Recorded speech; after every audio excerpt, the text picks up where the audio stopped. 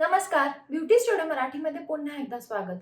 तर आज आपण बोलणार आहे की आपल्या केसामध्ये गुंता का होतो? अशा कोणत्या चुका आहेत ज्या जर आपण केल्या तर आपल्या केसांमध्ये खूप जास्त गुंता होतो. चला तर मग मी तुम्हाला आजच्या या चुका सांगणार आहे ज्या तुम्ही केल्या नाही पाहिजेत, नाहीतर तुमच्या केसांमध्ये खूप जास्त गुंता होणार आहे. चला तर मग हा आजचा व्हिडिओ आपण लगेचच चालू करूया आणि हा व्हिडिओ शेवटपर्यंत नक्की बघा. बरेचसे लोक केसांना शॅम्पू न वापरता साबण वापरतात. तर जे लोक केसांवर साबण वापरतात त्यांचे केस खूप जास्त रफ होतात. तेच जर तुम्ही शॅम्पू वापरला तर केस तुमचे इतके जास्त रफ होत नाहीत. जर तुम्ही साबण वापरला तर केस खूप जास्त रफ होणार आहेत, केसांमध्ये खूप जास्त गुंता होणार आहे. कारण केस मऊ होण्यासाठी तुम्ही काहीच वापरत नाहीये. साबण तुमच्या केसांसाठी बनलेला नाहीये. साबण तुम्ही अंगाला लावू शकता, पण केस आपले खूप नाजूक असतात आणि त्याच्यासाठी आपण शॅम्पूच वापरला पाहिजे. त्यामुळे जे लोक साबण वापरतात त्यांनी आजच्या आज साबण बंद करा आणि केसांना तुम्ही कोणताही शॅम्पू वापरा. तुम्ही आयुर्वेदिक शॅम्पू वापरा, नाहीतर नॉर्मल जे मार्केटमध्ये शॅम्पू मिळतात ते वापरा. तुमच्या केसांना जो सूट होईल तो शॅम्पू वापरा, पण केसांना साबण कधीही वापरू नका. जर तुम्ही तुमचे केस सकाळी संध्याकाळी 2 टाइम विंचरत नसाल तरी देखील केसांमध्ये खूप जास्त गुंता होतो. बरेचदा आपण गडबडीत रात्री केस विंचरतच नाही, सकाळी एकच टाइम केस विंचरतो. ज्यांचे खूप जास्त मोठे केस असतील त्यांना शक्य होत नाही दिवसातून 2-3 वेळा केस विंचरायला, त्यामुळे ते एक टाइमच विंचरतात.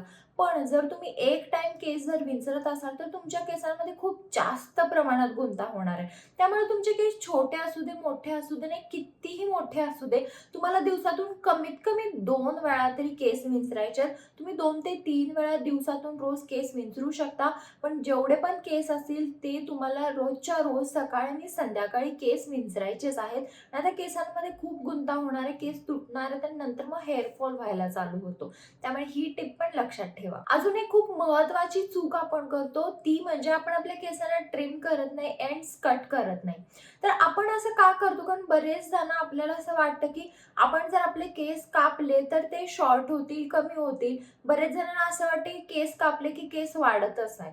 पण जर तुम्ही 3 महिन्यातून एकदा केसांना तुमच्या ट्रिम केलं नाही तर तुमची हेअर ग्रोथ होणार नाही आणि केस जे खालचे एंड्स असतात, जे ड्राय झालेले असतात, जे कंप्लीट गेलेले असतात, त्यांना तुम्हाला 3 महिन्यातून एकदा काढावेच लागणार आहेत. जर ते तुम्ही काढला नाही तर ते खालचे एंड्स खूप जास्त ड्राय होतात. मग नंतर तिथे स्प्लिट एंड्स चालू होतात, मग गुंता चालू होतो आणि मग त्या खालच्या केसांमुळे वरती देखील गुंता व्हायला चालू होतो आणि केस आपले तुटत जातात. त्यामुळे 3 महिन्यातून एकदा केसांना ट्रिम करणं खूप जास्त गरजेचं आहे. मी असं म्हणत नाही की तुम्ही खूप जास्त फॅन्सी हेअर कट करा किंवा कोणताही हेअर कट करा असं म्हणत नाही, पण केसांना 3 महिन्यातून एकदा तुम्ही ट्रिम केलंच पाहिजे. तुमचे कितीही लांब केस असले तरी 3 महिन्यातून एकदा थोडे किंवा ना एवढे इंच तरी तुम्हाला ट्रिम केलंच पाहिजे. रात्री आपण जेव्हा झोपतो तेव्हा सकाळी उठल्यावर बरेच जण आपल्या उशीवर केस लागलेले असतात. तर असं का होतं? कारण आपण केस आपले मोकळे ठेवून झोपतो. जर तुम्ही तुमचे केस असे मोकळे ठेवून झोपत असाल तर केसांना बांधून झोपा. जर तुमचे छोटे केस असतील तर एक लूज वेणी, नाहीतर इथे वरती छोटासा लूज बन घालू शकता. नाहीतर तुमचे जर खूप जास्त मोठे केस असतील तर तुम्ही वेणी पण घाला आणि आजकाल स्कार्फ पण आलेले आहेत ते तुम्ही बांधू शकता तुमच्या केसांना आणि झोपू शकता. पण केस रात्री मोकळे ठेवून झोपू नका, कारण केसांमध्ये खूप जास्त फ्रिक्शन होतं झोपल्यानंतर आणि मग सकाळी खूप जास्त हेअरफॉल होतो आणि केसांमध्ये गुंता देखील होतो. आणि एकदा इथल्या साईडला जर गुंता झाल्यानंतर तो लवकर निघत नाही आणि जो मोस्टली रात्री होतो. त्यामुळे रात्री तुमचे केस मोकळे ठेवून झोपू नका. नेहमी केस तुमचे बांधून झोपा. केसांना जादा प्रमाणात जर तुम्ही ब्लो ड्रायर, स्ट्रेटनर, कर्लर हे जर रोजच्या रोज असं वापरत असाल तरी देखील तुमच्या केसांमध्ये खूप जास्त प्रमाणात गुंता होऊ शकतो. कारण हीटने ना आपले जे केस असतात ते खूप जास्त ड्राय होतात. पण ड्राय झाल्यानंतर त्याच्यामध्ये गुंता होतो. त्यामुळे तुम्ही सारखी सारखी हीट तुमच्या केसांना वापरू नका. जर तुम्ही तुमच्या केसांना बोरचं पाणी वापरत असाल किंवा विहिरीचं पाणी वापरत असाल तर आपल्या केसांमध्ये इतका जास्त प्रमाणात गुंता होतो की विचारूच नका. आणि शक्यतो बोर आणि विहिरीच्या पाण्यामुळे ना केस खूप जास्त गळतात, तुटतात, हेअरफॉल होतो. म्हणजे केसांचे खूप जास्त प्रॉब्लेम चालू होतात आणि केसांमध्ये गुंता हा एक मेन पार्ट असतो बोरच्या पाण्यामुळे. कारण जेव्हा पण आपण बोरचं पाणी वापरतो त्याच्यामध्ये कॅल्शियम आणि मॅग्नेशियम जास्त असतात. काही मिनरल जास्त असतात ते आपल्या केसांसाठी चांगले नसतात. म्हणजे खूप हार्ड असतात ते आणि आपल्या केसांसाठी चांगले नसतात. तुम्ही जर बोरचं पाणी तुमच्या स्किनला जरी वापरलं ना तरी आपली स्किन खूप जास्त ड्राय होते. तुम्ही जर वापरला असेल तर तुम्हाला माहिती असेल. आणि तेच जर तुम्ही तुमच्या केसांना वापरलं तर केस इतके जास्त ड्राय आणि खराब होणार आहेत की विचारूच नका. त्यामुळे शक्यतो तुम्ही बोरचं पाणी तुमच्या केसांना वापरू नका, टाळा.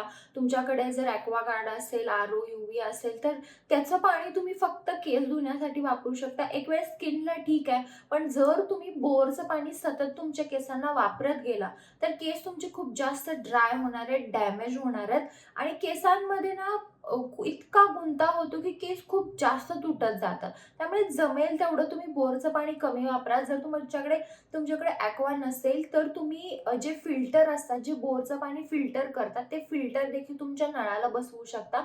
जेणेकरून जे हार्ड वॉटर असतं ते सॉफ्ट होऊन येतं. म्हणजे जे काही मिनरल्स वगैरे असतात ते कमी होतात त्या पाण्यातून आणि ते पाणी तुम्ही हेअर वॉशला वापरू शकता.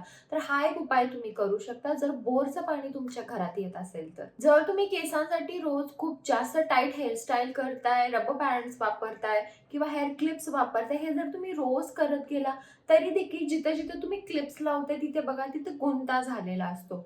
त्यामुळे ह्या ज्या गोष्टी आहेत त्या तुम्ही कधीतरी वापरू शकता, पण रोजच्या रोज वापरू नका.